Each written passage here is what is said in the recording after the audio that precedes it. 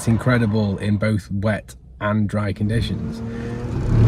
That doesn't really happen.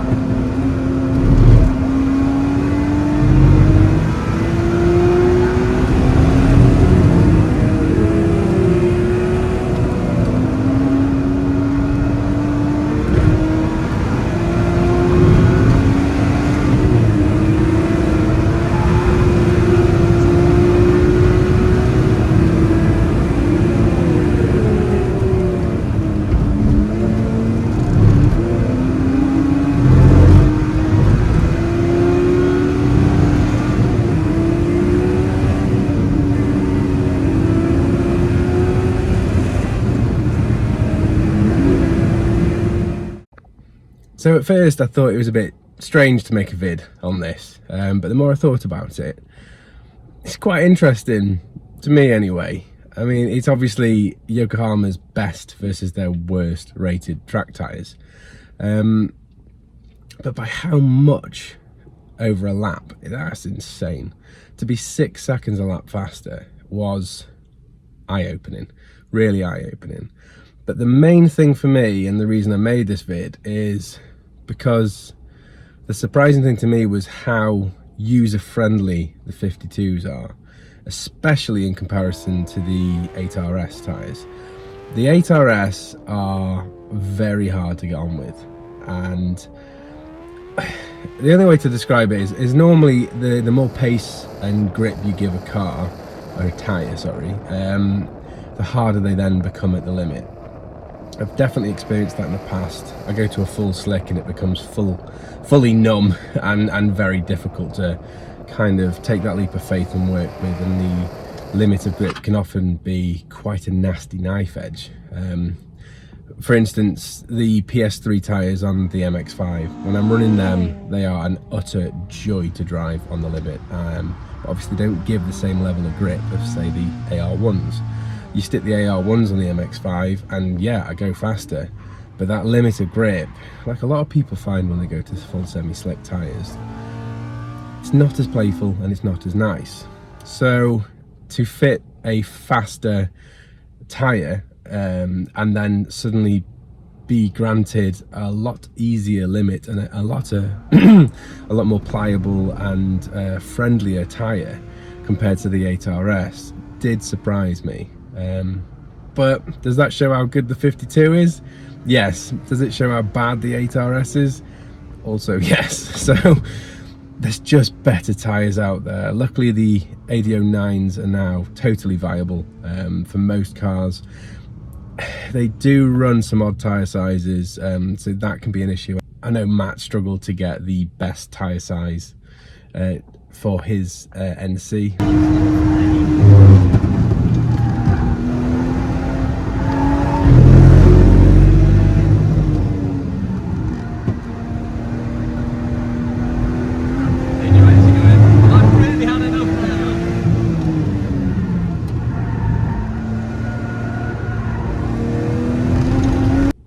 I won't go into just slating the 8RS. Anyone who's used them or anyone who's done a quick search knows what they are known to be like. But the 52, awesome tyre. They are renowned as being the best track tyre in the dry and the wet. And that, the only caveat is that does come at a price. It comes at a price to tyre longevity and price. They are expensive and they do wear fast.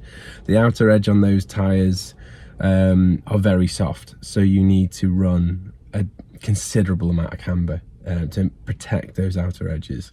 About 3 degrees on the Lotus. I had to go to a lot of trouble on that car to get 3 degrees, and I'm still going to a lot of trouble as I haven't been able to get that amount on the rear, and it has blitzed the outer edges quite quickly. But over the lifespan of the tyre set, I expect to get about 4 to 5 track days out of them, which I think is acceptable. So for me, one of the absolute key and biggest selling points of the 52 is that it's incredible in both wet and dry conditions. That doesn't really happen. I mean, a lot of us will run a dry, semi-slick and a wet. So that's 2 sets of tyres we've got to try and lug around. In something like an MX-5, that's impossibly difficult. So you end up swapping the tyres the night before. We've all done it. I've definitely done it. And just watching the forecast like a hawk. And for the Lotus and the Porsche, I can't really afford to be getting multiple sets of tyres on multiple sets of rims. So to be able to run one tyre that does it all is amazing. So last week, while we were watching the forecast for Anglesey, 1 minute it said rain, 1 minute it said sun. I didn't have to worry. If I'd gone ahead and fitted the AR1s, I'd have been cacking my pants. That is, for me, their biggest and best selling point. I'd have loved to try a Nankang CRS, but unfortunately they just don't come in my size E-marked. So that instantly ruled them out. I was lucky enough to try them at Nürburgring on an M2, back to back against a 52, and they were great, just didn't quite have the ability that the 52 had. You could feel the turn-in was a little bit duller, but CRS are meant to wear a lot better. So there is that to consider. So another thing was the PS4S on the 981 were able to set within the same 10th as the Exige with the 8RS tyres on, which I was surprised at as well, because I mean, one's known as a track tyre and the other a very good all-round road tyre. So it just shows you as well, you can't expect these track tyres to just be on a pedestal another level on from road tyres, and Michelin have kind of proven that. The other thing is the obvious fact that the PS4S are an utter joy to drive and operate. So I think another thing not to overlook with the lap times is confidence. It's the main thing for me. A tyre can have a lot more grip and that'll get you around a lap, but I think that coupled with how user-friendly and confidence inspiring the 52s are, the more I'll brake later, trail brake, and I'll be willing to pitch the car slightly sideways into a corner and try and maximize. If I don't have confidence, I'm not getting anywhere near that. So I think that's a lot of where the extra lap time comes from as well. It just creates that 6-second lap time difference